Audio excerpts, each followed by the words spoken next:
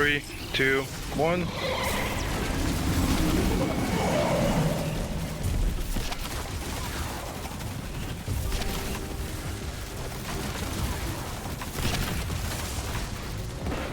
Jesus. Almost breaking 1 mil with a primary. Yeah, we'll see. God, dog it, man. Chat, that's extremely impressive. I know we're doing like bulk charge into the mix and stuff. We've got unraveling orbs. We've also got the booster where strand weapons deal increased damage to strand debuff targets. We've got Horde Shuttle. And then of course, Barrow-Dyad, this being the Taken Ambition version of this, which really cooks. Balance between Guardian games, Act 2 launching, the new activities, rush down, and grinding double drops and nightfalls. I'm sure most of you are not thinking about Barrow-Dyad. But what if I told you this is one of the strongest primaries in the game once you get this week's unlock? Today, guys, we're going to go over how to unlock the next intrinsic for Barrow-Dyad. We're also going to go over its exotic catalyst, that being high impact reserves, which is kind of strange because I'm pretty sure it wasn't supposed to be high impact reserves. Stated in the Bungie dev stream, it was mentioned that we were going to get one for all in target lock, but instead we got high impact reserves. Nonetheless though, guys, we're going to be reviewing this exotic in today's video as well. We did do damage testing. We compared it against SMGs like Mana Core, which if you remember back when we damage tested things, Barrow-Dyad was still far behind that of Mana Core. But hot damn it, have the numbers shifted. Timestamps will be down below, but let's start with the quests. To even begin this quest, you'll need to have done the initial Barrow-Dyad quest from Act 1. And we have an entire video going over how to unlock this weapon, so if you want to go check that out, we'll have that link down below. But once that is all done, you'll need to be on step 5 of the Dyadic Ascension quest. This requires you to unlock Moment of Clarity, which ties directly into our stuff here with Act 2. Now, if you're already at this part, it's a good chance you've already seen our Act 2 Heresy guide, so feel free to skip ahead. Again, we have timestamps down below. But to kick this off, you'll want to pick up this Taken Worm, which is located in the Hall of Souls area of the Dreadnought. Now, you can either load into the Nether and find it this way, or you can just load into Court of Blades, and it's located right underneath this bridge where you spawn in. Now, picking this up would then unlock a quest called Writ, Path of Ambition. This requires us to complete a mission in order to progress. Now, this mission is located right here on your map, and the mission itself is very simple. You're essentially running back through a much simpler version of the derealized exotic mission. Now, fret not, there's much less traversal here, as well as much less combat. Now, you have a constant waypoint on your screen, so just make sure you follow that. You'll go through some portals, and then you'll finally end up reaching this door. Now, this is a door we sealed the first time we did the derealized mission, but now we want to stand on this plate to open it back up. This then should cause your screen to flash dark a couple times before telling you, follow your ambition. Now, you walk forward into the room, and you should be teleported to a different Taken area with the shaping slab located inside. You're going to interact with the slab, and then kill the enemies until you are teleported back to the initial plate that you were standing on to complete the mission. Now, I do want to mention a bug that we ran into when we were making our original guide. One of my editors had a bug where it kept giving them the joining ally screen when he teleported to the taken place, which would then teleport both of them out, essentially not allowing them to get kills. The workaround for this was literally just to jump off the edge, which would then spawn you back into the taken area, thus allowing you to kill enemies now. It's an annoying bug, but luckily we were able to find a workaround. Now, once the mission is completed, you just have to return to Eris's apartment to embrace your ambition. Now, it's here that you have the ability to change this orb, which is next to the slab. Now, this is very important, both for the seasonal content, but especially for Barrow-Dyad itself. You see, you have two options. The dark orb is for the Path of Resolve, and the light orb is for Path of Ambition. Now, this unlocks an entirely new reward track within the shaping slab, with even more upgrades and artifacts boosts that I highly recommend grinding. But what this also does is that this literally changes the functionality of Barrow-Dyad. You see, the trait on the weapon changes depending on the orb that is active. You can see here that when we change the paths, the gun also visually changes to reflect the path that we are on. And if we're looking at the trait description, you'll see that while on the Path of Resolve, it reads that hitting 3 different targets generates a large amount of blight. Blighted seekers board through targets. Again, that is the path that we originally had for Barrow-Dyad. But But when we change it to Ambition, it now reads that Blight generated increases the longer this weapon remains on a target. Blighted Seekers burrow into targets and explode. This is really interesting, guys, because the weapon itself is literally changing depending on the path that you have chosen, which is one of the coolest things Bungie has ever given us. Now, you may be wondering, what are they going to do in the future? Are we always just going to be coming back and forth to Ares's apartment? Honestly, I don't know. This could actually be something that moves to Ares's throne world. Perhaps it's a toggle. Maybe we have the ability to swap Barrow-Dyad and its functionality, which would be nuts if that was the case. I personally think that the SMG is already S tier, but if you had the ability to go between both Ambition and Resolve while on the fly, I would love it if Bungie allowed us to do that, but I don't know if they will. I'm sure for balance reasons, we'll probably never get it. Now that we have the Path of Ambition unlocked, we're gonna move back to the Dyadic Ascension quest and unlock the Moment of Clarity. Now, this is unlocked by reaching rank 12 on the Path of Resolve. Now, you could do this either in the Nether or the Court of Blades, essentially just doing either one of those activities, but just make sure you're on the correct path, as you only earn rep for the path that you have currently selected. Now, once you hit rank 12 and obtain the Moment of Clarity, you'll now need to collect 6 more Osseous Fragments. Now, we covered this in our previous guide. Essentially, though, there are 18 Osseous Fragments overall, with 6 being present in each one of the zones in the Nether activity. Now, again, these fragments will pop up on your minimap. So as you're just running around these areas, you'll see them. And it's a good chance most of you already have at least 12, maybe a bit more than that, for those that did the Barrow quest in Act 1. However, if you have not, I'm still going to show all 18 fragments on the screen now. And remember, these can be done in any order, so just look for the 6 that you need. And if you're following along from the previous Barrow-Dyad guide, then you would need to gather the 6 that are present in the Mausoleum. So starting with the Mausoleum, these are the 6 fragment locations.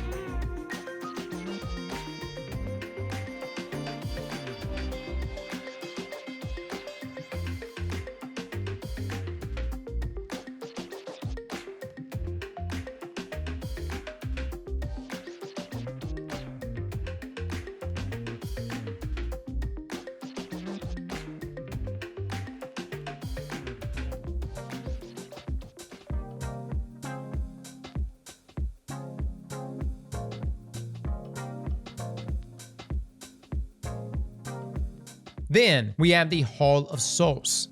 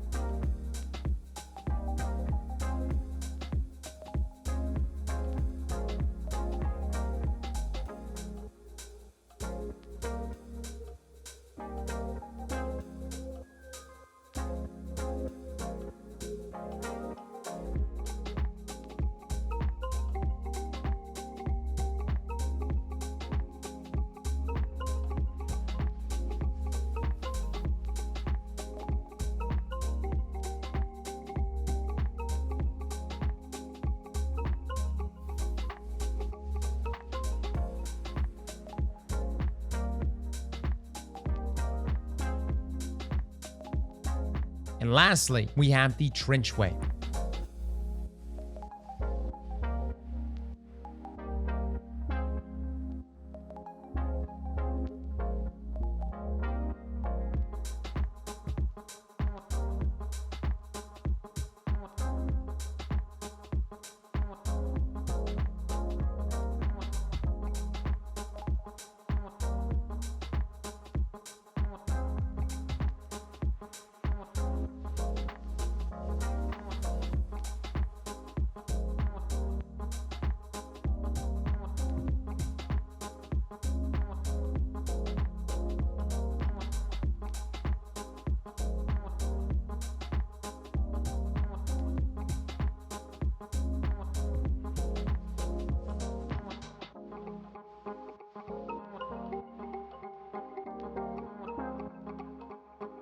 Now, once you've gotten your last 6 fragments and reached rank 12, this will unlock the 4th intrinsic for Barrow-Dyad. Now to unlocking the high impact reserve catalyst. Now, this one is actually extremely simple, and we discovered a way to make this even easier. Now, this one is hidden, so you won't have any quests as of yet, but what you want to do is load up the Court of Blades activity on Expert with the Barrow-Dyad equipped alongside either a scout, sniper, or linear fusion rifle that are present in your other 2 slots. It doesn't matter what combination of the 3 that you have, just so long as Barrow-Dyad is followed by either a scout rifle or a sniper rifle, and then a linear fusion rifle. Now, the reason for this will become clear very soon. Essentially, though, you want to load into the Court of Blades on Expert, and if you happen to be a solo player, you don't even have to worry about doing the activity. Literally just load in, enter the first portal, and then just chill there for 10 minutes. Now, there's no matchmaking, so you won't screw anyone up, but you only need to kill 1 boss to complete the activity. You can also still get the adept drops from doing this, but this will give you the sharp Osseous spine, which you're going to need to trade in at the shaping slab for the quest, A Needle's Path. Now, the first step will require you to be the max rank on the Path of Resolve, which you already are. But the next part will require the Expert Court of Blades run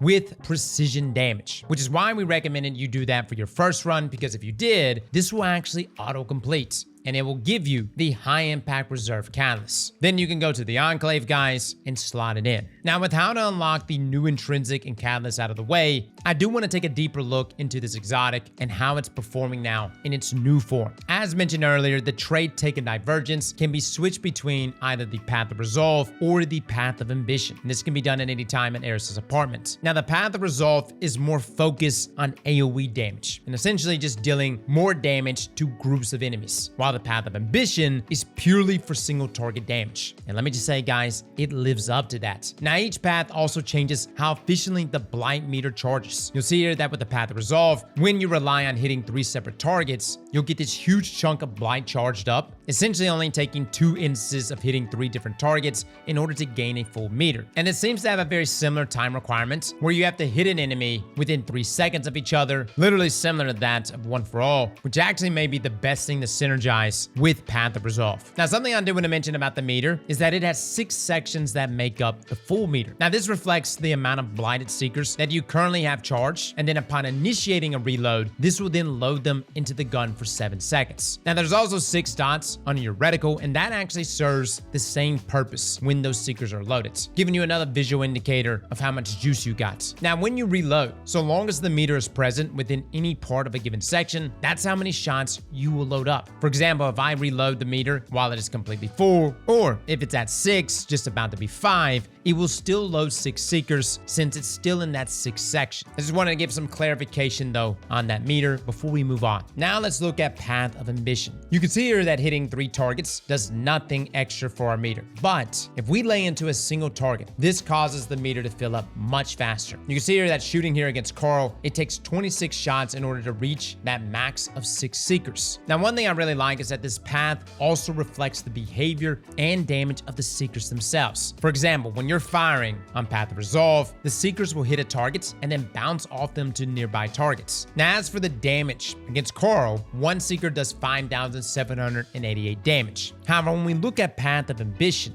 these do not inherit the same ability to bounce between targets, but they deal substantially more damage to the single target that they are hitting. For instance, 1 Seeker against Carl is now dealing 18,087 damage, plus another 1,487 explosion damage. Fellas, that's almost 20,000 damage from a single Seeker. This is a whopping 238% increase that's just given to us from Path of Resolve. Now, I was actually testing this out myself at the Templar, and initially, I was like, dude, what is going on? The damage is not amping up. Fellas, if you're running into that, literally go back to Eris's apartment and swap off the path and then back on. For instance, for Path of Ambition, I had to swap back to Path of Resolve and then back to Ambition, and suddenly the weapon was working the way it was supposed to. Damage-wise though, guys, it's incredible. Manticore, which has been one of the best SMGs in the game, especially this season with Volatile, and I love it with Peacekeepers, it's being absolutely outclassed by Barrow-Dyad and Path of Ambition. In terms of single target damage, I actually think it might be the best. And when combining with things like Bolt Charge, we were cracking over 1 million damage. And keep in mind, guys, there's so many things that are synergizing with this SMG, considering that it's a strand weapon, we have unraveling orbs, we've got Horde Shuttle, we also have the different boosts that are present in this act, which is boosting the damage of our strand weapons. This thing is nuts on so many levels. And what's even more impressive is that this weapon isn't even in its final form. You can imagine something like target lock on this thing. It's going to be absolutely nuts for cranking out that damage. Now, something else I wanted to test though was if the Seekers themselves would get buffed by Thread of Evolution. I know they aren't exactly Threadlings, but they kind of look like them. Perhaps I'm the only crazy one that thinks that, but no. Unfortunately, they do not receive any buffs from Thread of Evolution. However, it's the interaction with Peacekeepers that really takes Barrow-Dyad to that next level. You see, Peacekeepers recently got a rework that buffs SMG damage against combatants the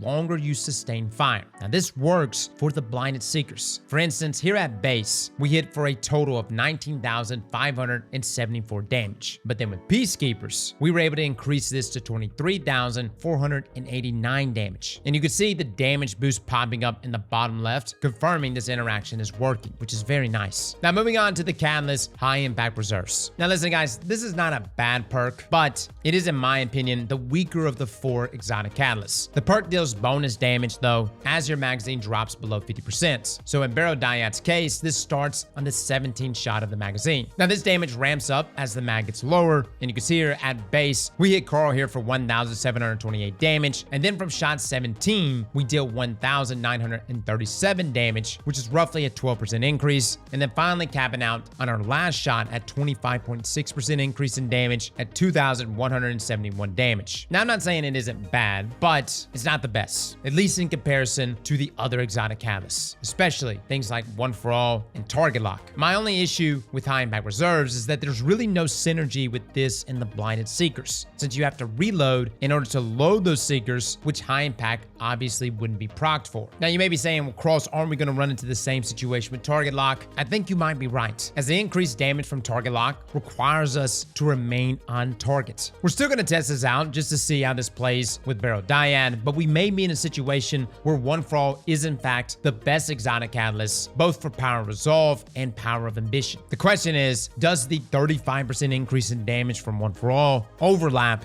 and touch those Blinded Seekers? I would hope so. What I will say, Barrow-Dyad in its current form, after you get these unlocks, and especially once you open up Path of Ambition, this is one of the best primary weapons in the game. So guys, that's it. That is our review and our quest guide for Barrow-Dyad. Again, links down below for the Act 1 quest for this weapon. We'll probably be putting out at least one more review of this exotic once we have unlocked its other exotic catalysts. Well, fellas and ladies, thank you all for coming and watching, and as always, Slap that like button like your mama told you right.